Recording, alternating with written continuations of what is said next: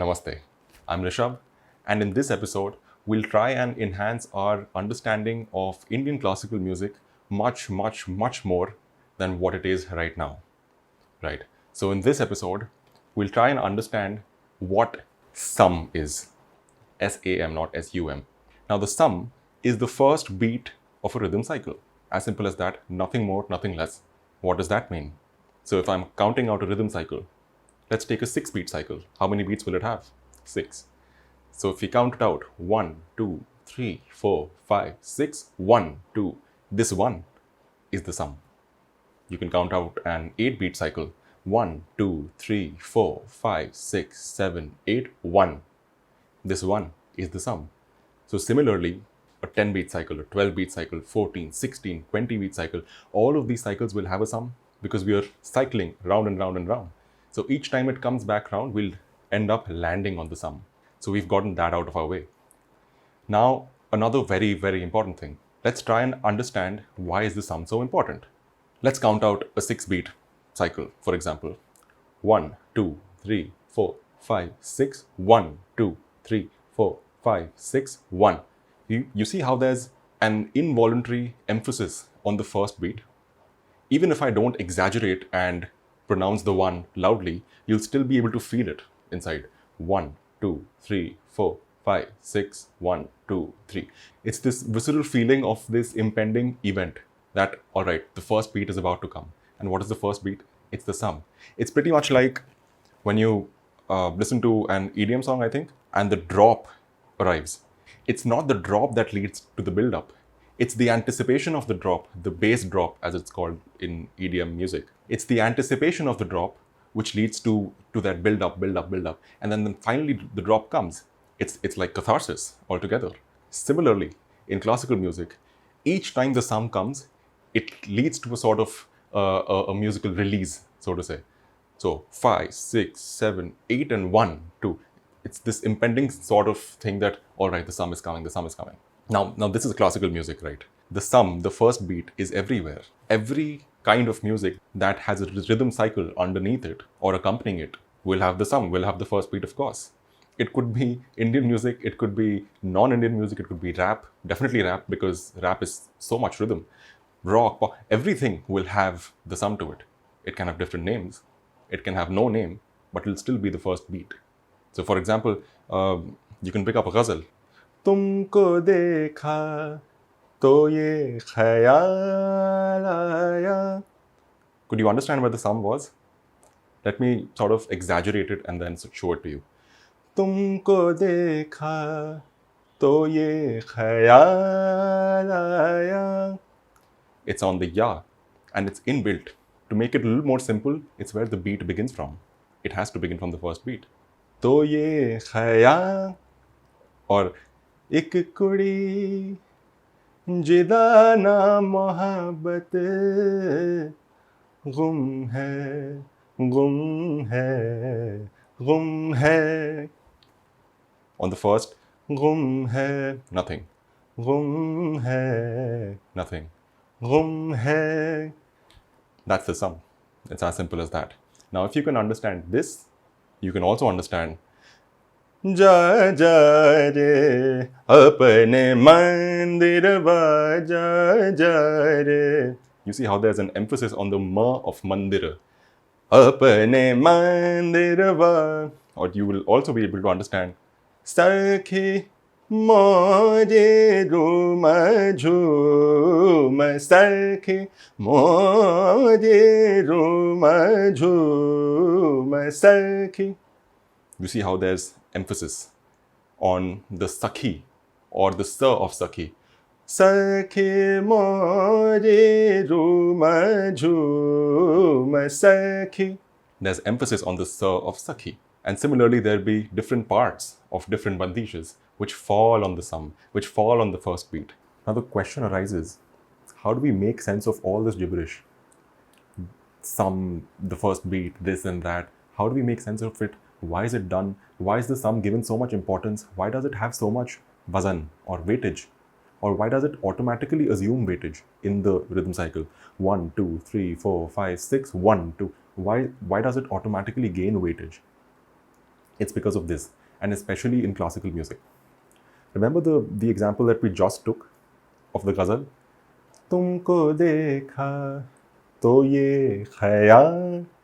The ya of khayal has the wazan, has the weightage. The sum is on the ya of khayal. To ye khayal. Now, what does this mean?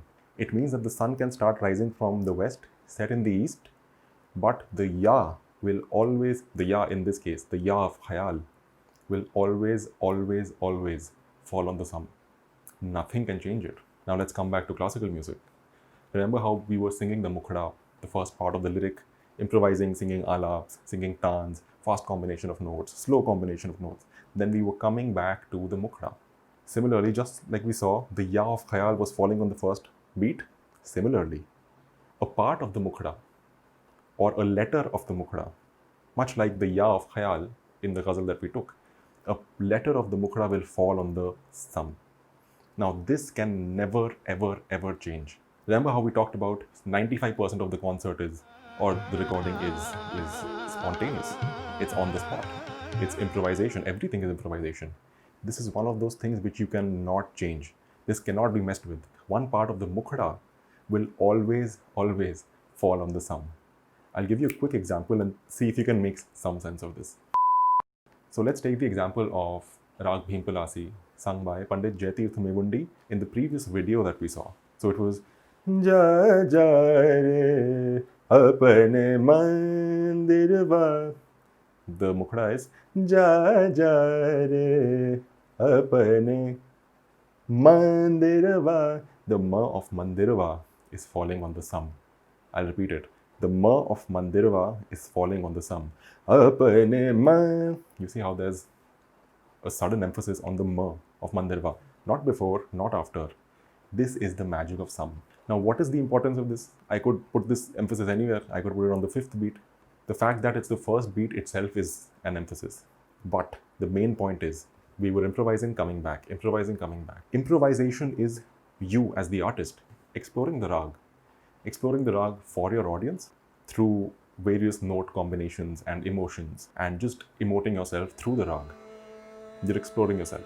But coming back to the sum tells your audience that, all right, this guy knows how to explore the rag, he knows how to explore the jungle, but he also knows how to come back home.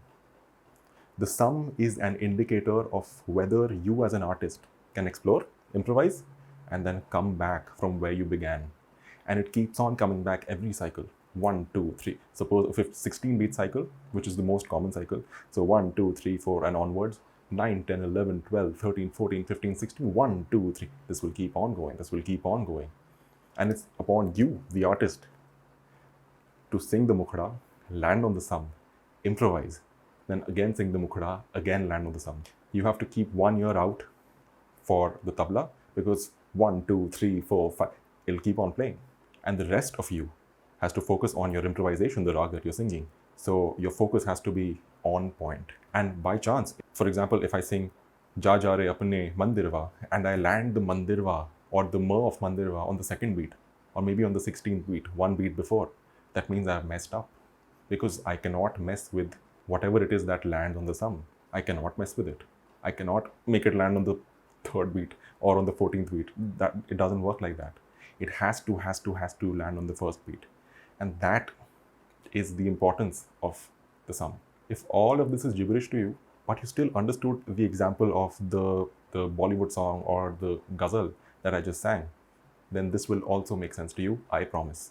Because this takes a bit of time to be understood, but once you understand it, your understanding of classical music at least will become intellectual. Till now it was soothing, it was peaceful, but now it will become intellectual. You'll keep an ear out. Is this artist landing on the sum, or did he make a mistake? Oh, he's improvising pretty well. The alap is pretty good. But did he land on the sum? Oh, he did. Great. So this is how an Indian classical music concert works out. And do you realize what we've done? We've gone one layer deeper. Till now it was just lyrics and songs and rhythm and this and that and the overall structure of a concert. But now we've gone one layer deeper and really trying to understand how are the tabla, the rhythm and the tune interconnected. So that's it for this video. But I promise the next video I'll be uploading within like 2 days, because I did promise you that whatever it is that we learn together, we will see it live in recordings or in concerts of great masters. So in the next video, we'll see the importance of the sum, and we'll try and recognize the sum first of all. We'll try and recognize the sum first of all in the recordings of great masters. To begin with, I'd like to show you the sum in the recordings that we've already heard, because the worst thing that we could do is move on to some other recording. The best thing to do right now is to go one layer deeper in the recordings that we've already heard. Rag Kedar by Ustad Rashid Khan, which was Kanha re nanda nanda. Then we've heard Rag Bhimpalasi by Pandit Jaitirth Mevundi. Ja ja re apne mande. Then we heard Rag Durga by Pandit Venkatesh Kumar. Sakhe more roma jhoma sakhe. And then we heard Agat. Agat is a composition by Ustad Vilayat Khan on Rag Bhairavi. We are going to first break down these 4 performances, recognize the sum, look out for the sum, and then after that, maybe we'll break down performances of 2 or 3 more masters and try and look out for the sum, right? So I'll meet you in the next video, and till then, namaste.